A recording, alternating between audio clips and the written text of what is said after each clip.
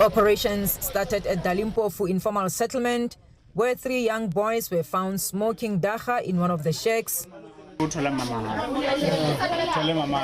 Police also raided one of the schools identified as a hotspot for illegal activities. The raid followed complaints about learners smoking dagga on school premises and playing dice during school hours. A suspect was arrested outside the schoolyard for allegedly selling dagga to learners.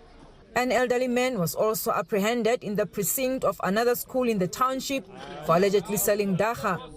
He was found in possession of illegal ammunition, dagga, identity documents, as well as bank cards.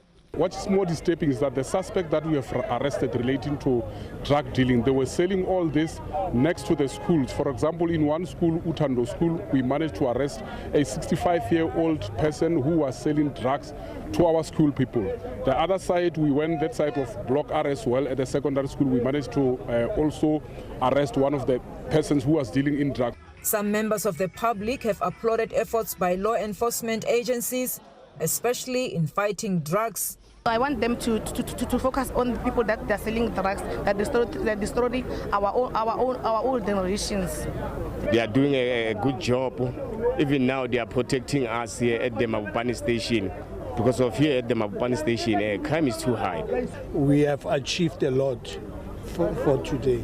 And if you can do this type of search, I'm sure we'll reach our goal. These operations are expected to be extended to other communities in the province.